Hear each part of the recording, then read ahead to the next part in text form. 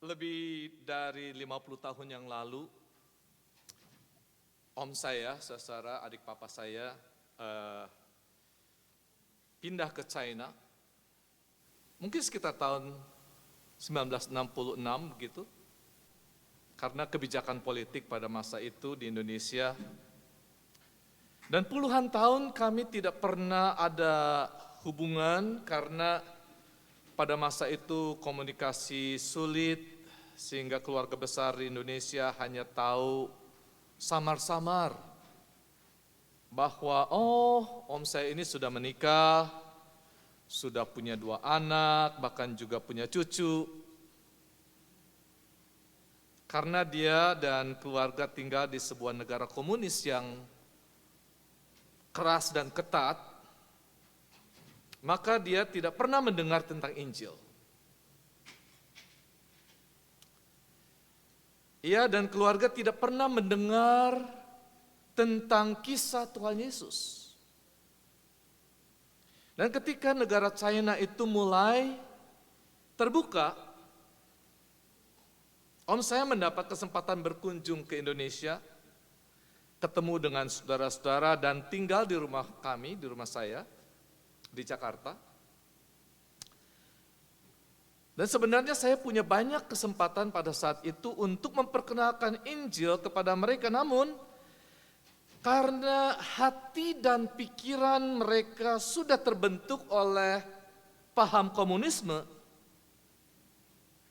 maka sulit dan keras, bahkan buat dia itu agama dipandang sebagai candu yang membuat manusia itu menjadi lemah. Namun kami sempat doakan sebelum ia berangkat pulang ke China. Nah saudara, sebulan sebelum saya pindah ke sini dan bertugas di FIBC, anak dari om saya ini, namanya Tony, beserta istri dan juga anak perempuannya, sempat ke Indonesia dan juga tinggal di rumah kami. Dan dia tahu persis bahwa saya adalah seorang pendeta dan bertugas di gereja. Namun saudara, sekalipun anaknya ini memiliki pemikiran dan budaya yang boleh dikatakan lebih modern dari om saya, ternyata tidak mudah untuk membuka hati mendengar tentang firman Tuhan. Enggak gampang, saudara. Dan dulu ia sempat mengatakan, Tony ini sempat mengatakan, semua agama sama saja mengajarkan untuk hidup baik. Jalan kita berbeda-beda, tapi menuju Tuhan yang sama. Sehingga sama sekali ia tidak berminat untuk mendengar Injil. 2 minggu yang lalu, saudara, kami sempat mengadakan pertemuan keluarga Wang via Zoom, pakai Zoom. Dan puji Tuhan, saudara, kami tinggal di Texas, ngobrol dengan mereka yang tinggal di 3 kota berbeda di Indonesia, ada yang di Jakarta, ada yang di Surabaya, ada yang di Bandung, dan juga dengan saudara yang ada di China, di Kanada, dan di New Zealand. Kami sedang ngobrol di ruang Zoom, akrab, penuh kekeluargaan.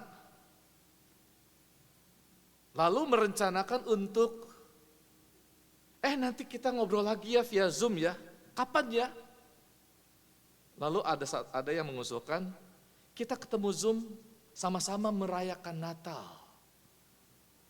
Saudara, begitu bicara kita sama-sama mau merayakan Natal via Zoom, yang di China ini langsung percakapan berubah menjadi sangat kaku dan tidak ingin memperpanjang lagi percakapan. Dan hanya beberapa detik, beberapa menit gitu dari ngomong seperti itu, lalu dia bilang, oke, kita sudahi percakapan kita. Jadi sama sekali tidak mau mendengar tentang Injil. Kita doakan, ini menjadi pergumulan keluarga besar kami, keluarga besar Wang atau Ong. Karena memang mereka yang tinggal di China bisa dibilang tertutup untuk mendengar firman. Walaupun saudara kalau mau dikatakan sekarang negara dengan jumlah, ini nggak ada di Monik nih, negara dengan jumlah penduduk Kristen terbesar di dunia, China. Karena China itu 25% itu orang Kristen. Tapi 25% dari 1,2 miliar, bayangkan 25% itu berarti 300 juta sama dengan penduduk Amerika. Jadi 25% penduduk China itu Kristen. Walaupun banyak yang underground church. Nah saudara, om saya ini umurnya sudah 88 tahun. Dia menderita kanker prostat stadium 4. Dan pihak rumah sakit bilang bahwa dia sudah angkat tangan, bawa pulang saja. Kalau bisa dirawat mungkin dia bisa tahan 2 tahun lagi. Karena sel-sel kankernya sudah menjalar ke organ-organ yang lain. Dan kami mendoakan dia dan terus mencari kesempatan agar mereka dapat mendengar Injil Kristus, Injil keselamatan di dalam Yesus. Namun kami juga menyadari saudara bahwa tidak mudah. Karena bukan hanya mereka berpandangan bahwa semua agama sama, mengajarkan kebaikan dan menuju Tuhan yang sama, tetapi pandangan mereka khususnya orang yang di China ini terhadap kekristenan tercemari dengan masalah politik dan budaya US. US dianggap sebagai mayoritas Kristen ingin menguasai Cina. Dengan proses kristenisasi. Sementara kebudayaan sekuler barat dianggap memberikan pengaruh buruk terhadap anak-anak muda di China dalam masalah moralitas dan kebebasan. Itu anggapan mereka, saudara. Dan saya tidak perlu menjelaskan lebih lanjut soal ini, saudara, tentang kisah ini. Nah, saudara yang kasih dalam Yesus, kembali pada topik khotbah hari ini, do all religions ultimately point to the same God? Setelah belakangan ini banyak orang, terutama kaum pluralis, berpandangan bahwa tidak ada dan tidak boleh satu agama mengklaim dan memonopoli satu-satunya kebenaran. Sehingga dengan demikian yang lain salah dan menyatakan bahwa satu-satunya jalan menuju Allah dan yang lain sesat. Enggak boleh. Mereka yang memutlakkan, ini menurut kaum pluralis, mereka yang memutlakkan bahwa kebenaran hanya ada pada agama yang dianutnya saja, akan dianggap radikal, intoleran, malah seringkali dianggap picik dan fanatisme buta. Dan analogi yang umum sering dipakai oleh mereka, saudara, adalah ada 4 orang buta menemukan seekor gajah. Karena manusia belum pernah bertemu gajah, mereka meraba-raba, berusaha memahami dan menggambarkan makhluk ini. Orang yang kebetulan menggenggam belalainya menyimpulkan bahwa gajah itu seperti ular. Yang mengeksplorasi salah satu kaki gajah dan menggambarkannya sebagai batang pohon. Yang ketiga memegang ekor gajah sehingga ia mengatakan, gajah itu seperti seutas tali. Sedangkan yang keempat mengatakan bahwa gajah itu seperti sebuah tembok karena ketika ia sedang meraba bagian perut gajahnya. Nah, masing-masing dalam kebutaannya menggambarkan hal yang sama, seekor gajah, namun dengan deskripsi yang sangat berbeda.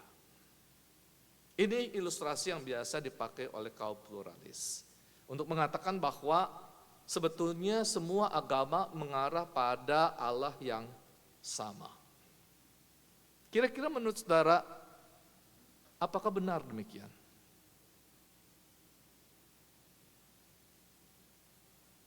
Apakah gambaran tentang Allah dalam kekristenan ini hanyalah dianggap sebagai salah satu sudut pandang dari realitas agama, dari realitas Allah?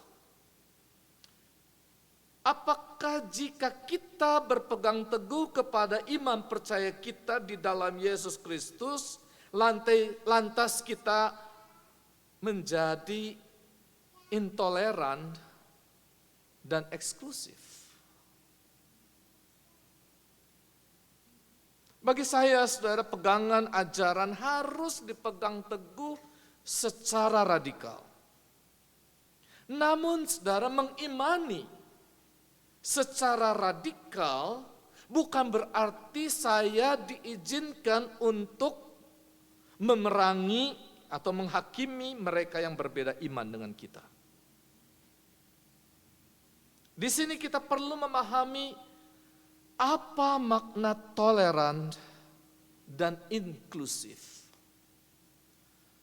Toleran berarti menghormati penganut agama lain tanpa harus kita membenarkan dan mengikuti keyakinan orang lain.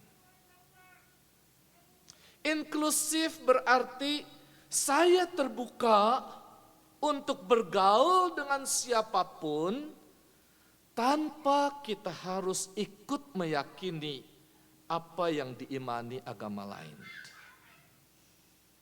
That's inclusive. Saudara, di dunia ini ada 5 agama besar yang dianut oleh 70% penduduk dunia, yaitu agama Hindu, Buddha, Kristen, Islam, dan Yudaisme. Saudara. Hans Kung ada dalam gambar itu, seorang teolog asal Swiss, dia profesor di bidang etika. Dia mengatakan kelima agama besar dunia ini memiliki beberapa doktrin dasar moral yang serupa untuk membangun hubungan antar manusia. Misalnya, saudara, kebanyakan setuju untuk tidak membunuh, tidak berdusta, tidak mencuri, mengajarkan hormat kepada orang tua, mengasihi anak-anak. Namun dalam hal penggambaran siapa Allah dan jalan keselamatan terdapat perbedaan ajaran yang begitu besar. Misalnya, saudara, di agama Hindu diajarkan untuk menyembah sejumlah besar dewa. Sedangkan di agama Buddha malah tidak yakin tentang suatu pribadi yang namanya Allah atau dewa apapun juga. Melainkan setiap orang dapat menjadi Buddha manakala mengikuti jalan Siddhartha Gautama memperoleh pencerahan. Di agama Islam sangat ditekankan bahwa Allah itu esa. Sedangkan dalam kekristenan kebanyakan dogma gereja mengakui tentang Allah Tritunggal. Walaupun kita juga esa, tetapi Triune God, Trinity. Belum lagi, saudara, pengajaran tentang problematik yang dihadapi oleh manusia dan bagaimana agama tertentu memberi solusi, maka ini mendorong adanya perbedaan di antara dogma agama-agama besar itu. Misalnya saudara, di dalam agama Hindu, dikenal problematik yang dihadapi manusia itu adalah lingkaran reinkarnasi. Tahu ya, reinkarnasi. Manusia akan dilahirkan kembali menjadi makhluk tertentu yang derajatnya bisa lebih tinggi, bisa lebih rendah. Tergantung dari seberapa ia melakukan kebajikan di dalam kehidupan masa lalu. Jalan kebajikan adalah solusi untuk melepaskan diri dari lingkaran reinkarnasi dan pada akhirnya bersatu menjadi dewa. Sedangkan dalam Buddha, tujuan akhir hidup manusia adalah moksa atau nirvana. Dan solusi yang ditawarkan adalah mengikuti jalan samsara, yakni bertarak, melepaskan diri dari kehidupan dunia dan mencari pencerahan agar seseorang bisa menjadi Buddha. Itu solusi yang ditawarkan. Lain lagi sesuatu penting, karena ini kita akan menghadapi situasi di sekitar kita, pengajaran Islam, saudara, yang memahami bahwa problematik mendasar hidup manusia adalah kemiskinan dan kebodohan. Karena itu mereka berusaha untuk mengejar kenikmatan melalui jalan yang ditunjukkan oleh Nabi Muhammad. Jadi Nabi Muhammad dianggap sebagai pemberi petunjuk. Kalaupun memang Nabi Isa disebut sebagai jalan yang lurus, namun konsepnya saudara telah direinterpretasi untuk disesuaikan dengan solusi yang ditawarkan oleh Muhammad. Jadi Isa di dalam Al-Quran itu sama sekali berbeda dengan Yesus di dalam Injil. Demikian pula konsep sorga dalam Islam adalah tempat yang penuh dengan kenikmatan. Ini tentu berbeda dengan ajaran Kristen dan Yudaisme. Sekalipun saudara, dengan Islam ketiga agama besar ini mewarisi iman Abraham, sehingga meyakini kita menyembah Allah yang sama. Tapi apakah benar kita menyembah Allah yang sama? Tentu saudara, secara logika Tuhan itu hanya satu, bukan? Daripadanya segala sesuatu dijadikan. Namun sistematika dogma sebagai kristalisasi ajaran dan pemahaman ternyata berbeda. Karena institusi-institusi yang menafsirkan penyataan Tuhan itu memahaminya secara berbeda, sekalipun mengacu pada landasan kitab suci yang sama. Belum lagi saudara di dalam proses pengembangan dan penyebarannya, ya, bagaimana dikembangkan dan disebarkan, institusi-institusi itu berjumpa dengan berbagai kepentingan politik, kepentingan sosial, budaya, sehingga melahirkan keputusan-keputusan konsili yang memungkinkan terjadinya perbedaan yang semakin besar. Nah saudara, kalau pertanyaan yang sama itu, apakah semua agama itu mengarah pada Tuhan yang sama? Lalu ditanyakan kepada orang Muslim, maka mereka akan mengatakan tidak mungkin semua agama sama. Mereka yakin, orang Muslim, bahwa Allah menegaskan hanya Islam agama di sisi Allah. Dan mereka memahaminya bahwa agama adalah jalan manusia untuk kembali kepada Tuhan. Agama itu semacam peta yang menuntun manusia menemukan jalan kembali ke sorga. Karena banyak manusia lupa asal-usulnya. Jadi di dalam ajaran agama Islam, bumi adalah tempat menyemai amal. Jika amalmu baik, bagimu surga. Jika amalmu buruk, bagimu neraka. Nah, saudara, berbeda dengan 4 agama besar di atas. Agama Kristen mengajarkan pemahaman yang sangat-sangat berbeda. Pertama-tama, Kristen bukanlah suatu agama di mana manusia mencari Allah dan jalan keselamatan, tidak. Dalam keberdosaan dan ketersesatan manusia, kita tidak dapat dan tidak mungkin menemukan Tuhan. Dan tidak akan pernah dapat mengenal Tuhan. Karena itu paradigma dasar dalam teologi Kristen, sesungguhnya bukan manusia yang mencari Allah, melainkan Allah yang mencari manusia yang berdosa. Manusia tidak sedang menggambarkan siapa Tuhan, seperti keempat orang buta yang berusaha menggambarkan seperti apa gajah itu. Tidak. Sebaliknya, Tuhan sendiri yang menyatakan siapa dirinya kepada kita lewat beberapa penyataan, yaitu melalui alam semesta yang memancarkan kemuliaannya, melalui Alkitab di mana para penulis mendapatkan inspirasi dari Roh Kudus, dan yang teristimewa Allah memperkenalkan diri melalui Yesus Kristus. Allah berinkarnasi menjadi manusia dan memberikan teladan.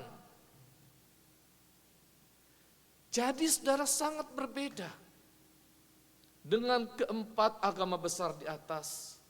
Karena di dalam kekristenan kita menyadari bahwa problematik mendasar yang dihadapi manusia ialah kejatuhan manusia dalam dosa. Dan ini mengakibatkan terputusnya hubungan manusia dengan Allah, sehingga manusia mengalami kematian.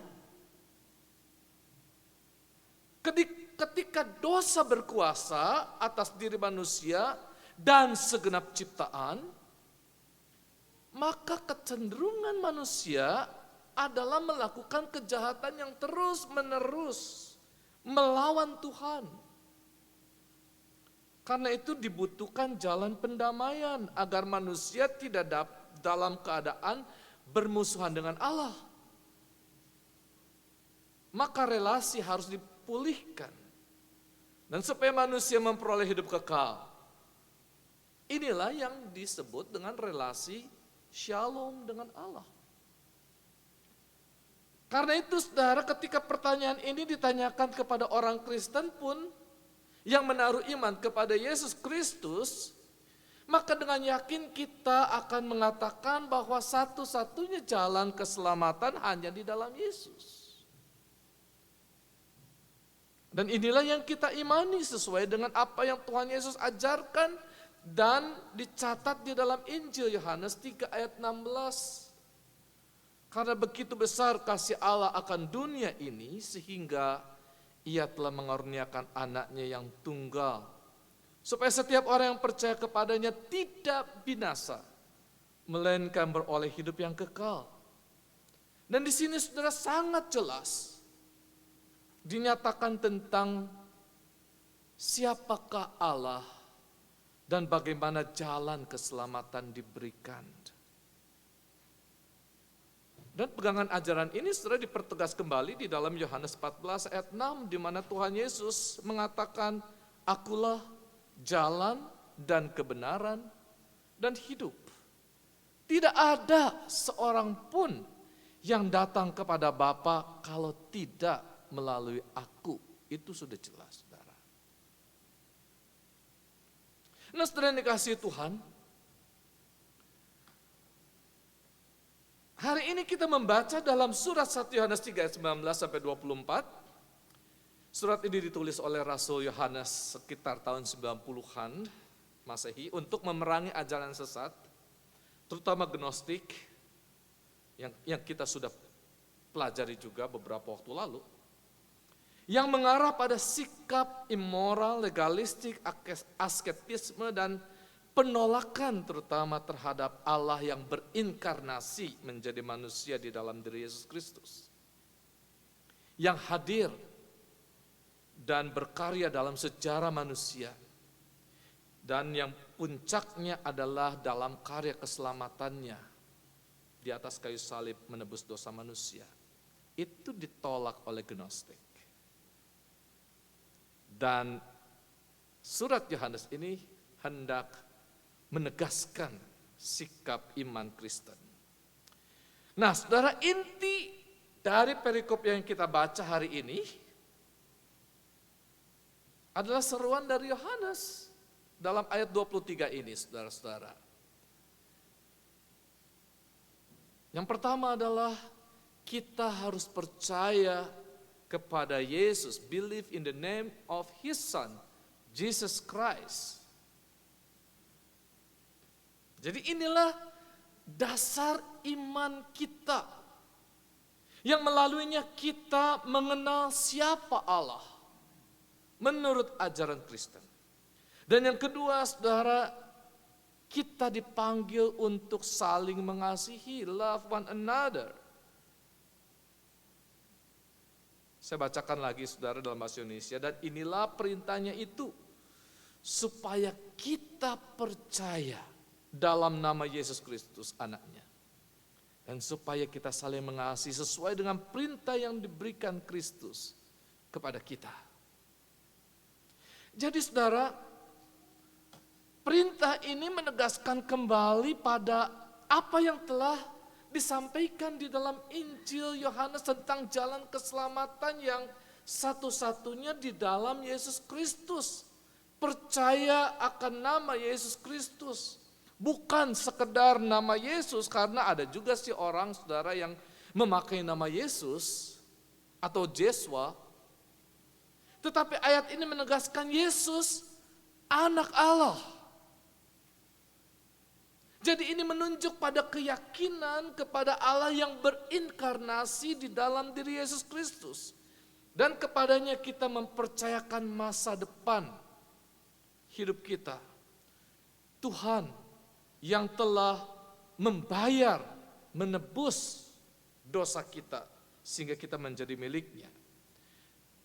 Pengajaran dan jalan keselamatan ini tidak diajarkan atau diberikan oleh keempat agama besar lain di dunia ini, tak terkecuali Yudaisme dan Islam. Sekalipun sama-sama mewarisi iman Abraham. Disinilah saudara perbedaan besar mengenai pengajaran tentang siapa Allah. Memang Allah yang benar hanyalah satu. Dan Paulus menegaskan kepada jemaat di Korintus yang hidup di tengah-tengah pluralitas agama-agama pada masa itu, dalam 1 Korintus 8 ayat 6, namun bagi kita hanya ada satu Allah saja, yaitu Bapa, yang daripadanya berasal segala sesuatu dan yang untuk Dia kita hidup. Dan satu Tuhan saja, yaitu Yesus Kristus, yang olehnya segala sesuatu telah dijadikan dan yang karena Dia kita hidup. Kita selamat maksudnya. Di dalam karya keselamatan yang Tuhan Yesus tunjukkan ini, kita memperoleh pegangan ajaran moral yang menjadi dasar yang kokoh untuk membangun relasi dengan Tuhan maupun dengan sesama, yaitu hidup saling mengasihi.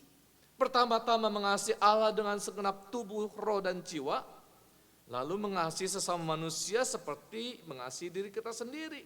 Inilah landasan moral untuk hidup sebagai murid-murid Yesus. Dan Yohanes menandaskan bahwa kasih itu adalah esensi dari Allah itu sendiri. 1 Yohanes 4 ayat 16, Allah adalah kasih. God is love. Dan saudara, seruan mendasar ini di ayat 23 ini diapit, saudara, ini ayat 23 diapit dengan ayat 19 sampai 22 dan kemudian ayat 24. Itu diapit dengan dasar motivasi kita. Pertama, saudara, ayat 19-22 saya bacakan bahasa Indonesia. Demikianlah kita ketahui bahwa kita berasal dari kebenaran. Demikian pula kita boleh menenangkan hati kita di hadapan Allah. Sebab jika kita dituduh olehnya, Allah adalah lebih besar daripada hati kita, serta mengetahui segala sesuatu. Saudara-saudaraku yang kekasih, jikalau hati kita tidak menuduh kita, maka kita mempunyai keberanian percaya untuk mendekati Allah. Dan apa saja yang kita minta, kita memperolehnya daripadanya karena kita menuruti segala perintahnya dan berbuat apa yang berkenan kepadanya. Jadi saudara, ayat-ayat ini memberikan motivasi yang pertama. Ketika hati nurani kita menghukum kita, Allah lebih besar dari hati nurani kita. Dia memberikan kita jaminan bahwa kita menerima apa yang kita minta darinya dalam doa. Tentu saudara bukan sembarang doa. Karena kepada kita itu sudah diberi satu nama yang indah. Yang tidak dimiliki oleh agama manapun. Yaitu nama Yesus Kristus. Amin, saudara. Dan Yohanes 15 ayat 16 saudara mengatakan, bukan kamu yang memilih aku, tetapi akulah yang memilih kamu. Dan aku telah menetapkan kamu supaya kamu pergi dan menghasilkan buah dan buahmu itu tetap, supaya apa yang kamu minta kepada Bapa dalam namaku diberikannya kepadamu.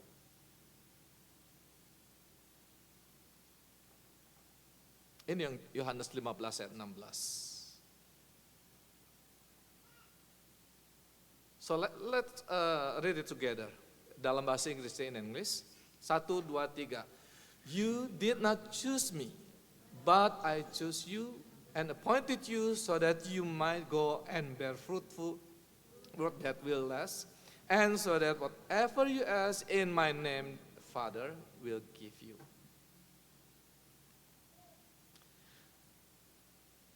Ayat 24, saudara. Barang siapa menuruti segala perintahnya, ia diam di dalam Allah, dan Allah di dalam dia. Dan demikianlah kita ketahui bahwa Allah ada di dalam kita, yaitu roh yang telah ia karuniakan kepada kita. Jadi saudara, di ayat ini, kita diyakinkan bahwa Allah tinggal di dalam kita, dan kita tinggal di dalam dia. Sekali lagi saudara, berkenan dengan topik hari ini, tidak ada agama yang mengajarkan sedemikian rupa bahwa relasi kita dengan Allah menjadi begitu dekat karena iman kita di dalam Yesus Kristus. Tidak ada. Iman yang didasarkan pada fakta bahwa kita telah percaya kepada Yesus ini menjadikan kita, saudara, bagian dari keluarga Allah. Sehingga kita bisa menyapa Allah itu sebagai ya Aba, ya Bapa. Dan bahwa sebagai anak-anak yang taat dalam keluarga, kita mengasihi orang lain dalam keluarga. Karena kita berada di dalam keluarga dan karena kita mengasihi, kita datang kepada Bapa kita dengan permohonan doa kita dengan keyakinan penuh bahwa Dia akan mendengar kita. Jadi saudara yang dikasihi Tuhan, sekalipun kita percaya bahwa hanya ada satu Allah, namun bukan berarti bahwa semua agama itu mengarah pada satu pemahaman dan gambaran yang sama tentang siapakah Allah itu. Kalau agama didefinisikan sebagai suatu upaya manusia mencari Tuhan dan mendekatkan diri kepadanya, maka sesungguhnya kekristenan bukanlah sebuah agama.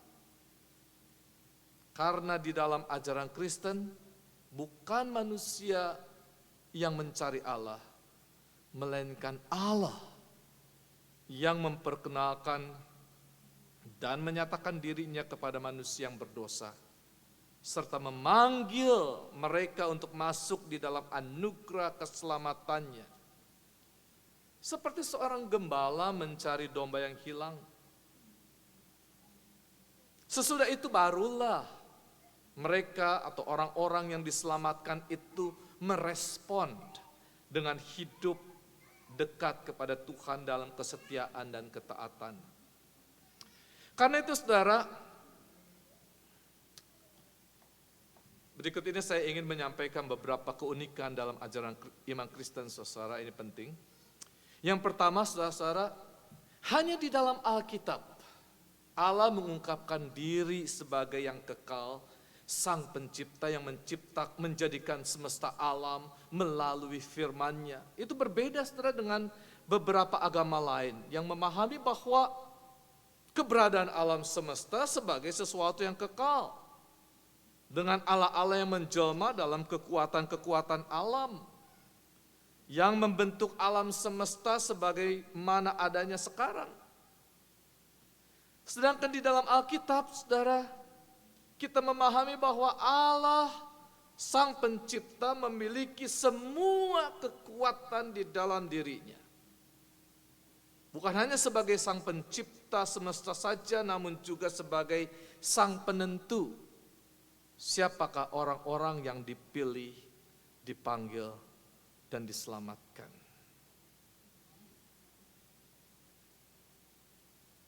Ini ajaran predestinasi, saudara. Yang kedua, saudara, iman Kristen sendiri berpusat pada peristiwa-peristiwa sejarah tentang Yesus Kristus. Tentang kelahiran, kematian, kebangkitan sebagai hamba yang menderita dan akan datang kembali dalam perannya sebagai raja di atas segala raja. Agama-agama lain didasarkan semata-mata pada ajaran-ajaran ketimbang perbuatan-perbuatan para pendirinya, saudara. Yang ketiga, iman Kristen berpusat pada pengharapan akan kehidupan yang kekal di dalam iman kepada Yesus Kristus. Yesus Kristus adalah satu-satunya solusi yang dibutuhkan manusia yang binasa karena dosa. Mengapa, saudara? Karena Yesus telah menaklukkan kuasa maut lewat kebangkitannya. Sedangkan para pendiri agama lain hanya mengajarkan bagaimana cara menjalani hidup. Namun mereka tidak memberikan hidup itu sendiri. Karena mereka semua telah mati dan telah dikuburkan. Sedangkan Yesus, kebangkitan Dia merupakan fakta paling kuat dan paling luar biasa di sepanjang sejarah manusia, dan membuktikan bahwa Dialah jalan kebenaran dan hidup. Tidak ada seorang pun yang datang kepada Bapa kalau tidak melalui Yesus. Keunikan keempat, saudara. Iman Kristen memahami standar moral dan etika yang didasarkan pada kekudusan dan kesempurnaan Allah. Mengapa, saudara? Karena manusia berdosa tidak mungkin menciptakan suatu standar yang benar dan berkenan kepada Tuhan. Karena itu Tuhan menurunkan hukum Taurat melalui Musa Namun demikian tuntutan hukum Taurat bukanlah jalan keselamatan, melainkan penuntun manusia pada suatu kesadaran akan perlunya anugerah pengampunan di dalam Sang penggenap hukum Taurat, yaitu Yesus Kristus. Melaluinya Roh Kudus hadir dan tinggal di setiap hati orang percaya, dan Roh Kudus ini memampukan kita untuk berbuah roh. Jadi saudara, pemenuhan standar moral dan etika itu bukan usaha manusia. Ini ajaran Kristen. Bukan dengan menumpuk amal ibadah, enggak bisa. Pemenuhan standar moral dan etika itu bukan usaha manusia, melainkan karena pekerjaan Roh Kudus.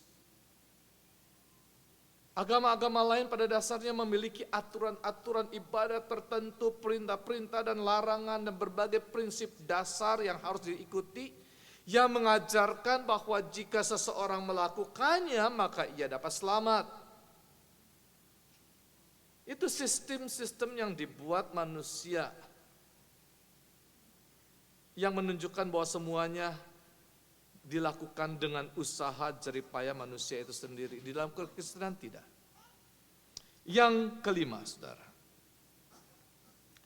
iman Kristen memahami bahwa hanya Yesus Kristuslah yang menawarkan keselamatan sebagai anugerah, supaya siapa saja yang percaya padanya tidak binasa, melainkan memperoleh hidup yang kekal.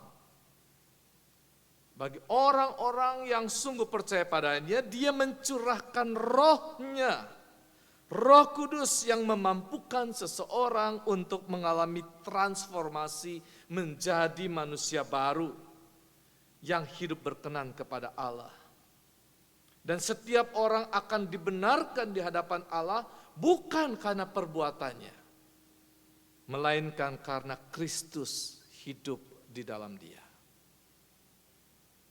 Itu yang berbeda, saudara, dan sangat jauh. Dan yang keenam, saudara, keunikan yang keenam. Dibanding dengan agama lain di dunia, iman Kristen memahami bahwa Yesus Kristus adalah Sang Firman itu sendiri, yang melaluinya dijadikan dari segala yang telah jadi. Dan dia jugalah satu-satunya penebus sejati, di mana di dalam dia dilakukan penciptaan baru. Saudara masih ingat bagaimana Petrus, saudara, dengan berani menyatakan di hadapan mahkamah agama, saudara, setelah peristiwa Pentakosta, berarti kepada orang-orang penganut Yudaisme, para imam. Kisah Rasul 4 ayat 12, saya bacakan dalam bahasa Indonesia, saudara. Dan keselamatan tidak ada di dalam siapapun juga selain di dalam Dia. Sebab di bawah kolong langit ini tidak ada nama lain yang diberikan kepada manusia yang olehnya kita dapat diselamatkan. Sudah bayangkan itu didengar oleh para imam di bait Allah, para penganut Yudaisme.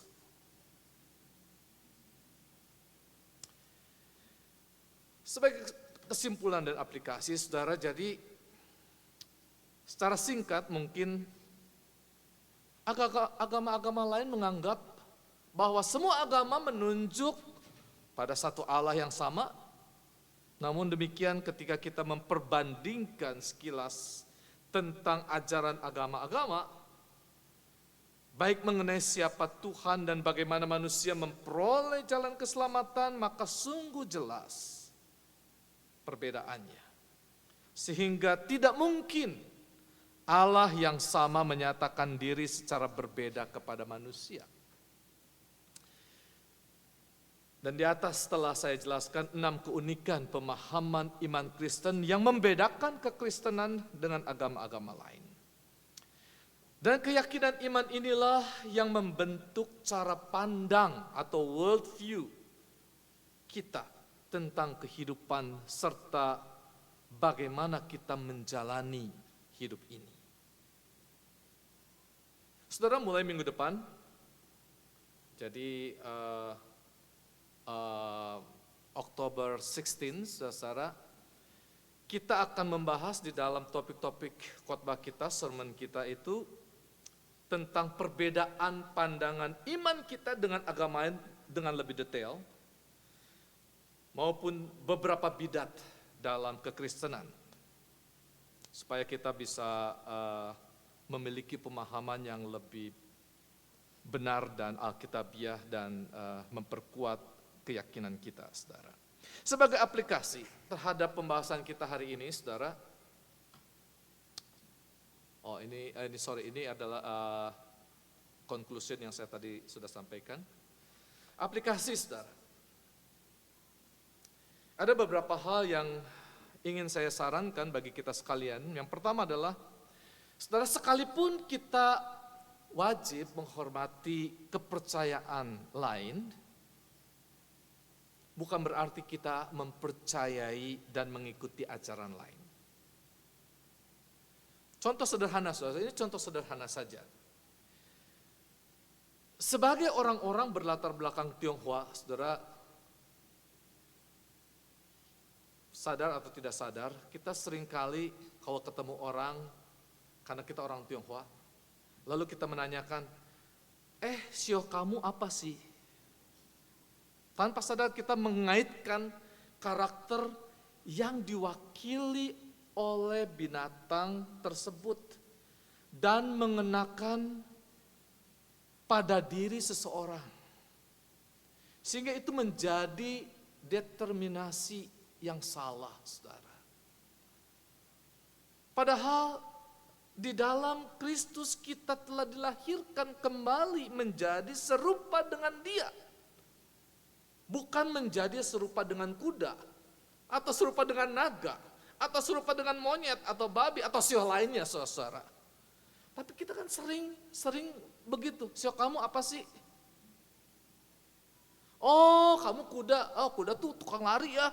Wah, kerja keras. Wah, sio kamu apa? Oh, monyet. Oh, monyet.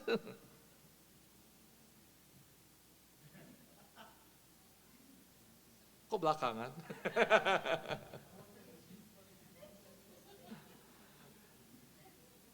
Dan saudara, tanpa sadar, ketika kita ini latar belakang Tionghoa, mendeterminasi hidup kita dikaitkan dengan sio kita. Kita sudah tidak, itu bukan ajaran Kristen. Kita itu harus mengkaitkan hidup kita itu menjadi serupa dengan Kristus. Bukan dengan kuda atau dengan naga atau dengan monyet, dengan babi atau apapun juga, bukan, saudara. Saudara, yang kedua, tantangan hidup di era modern ini, kita bukan hanya hidup di tengah masyarakat yang plural, yang menuntut kedewasaan kita untuk menghormati orang lain yang berbeda di satu pihak, namun di pihak lain kita tidak boleh kehilangan sikap iman bahwa apa yang dinyatakan di dalam firman Tuhan di Alkitab adalah sebuah kebenaran yang sejati dan bersifat absolut. Karena itu, saudara, standar moral dan nilai-nilai yang kita pegang adalah selalu bersumber pada Alkitab. Inilah yang perlu selalu menjadi penekanan kita di dalam membangun kehidupan keluarga dan mendidik anak-anak kita. Misalkan begini, saudara.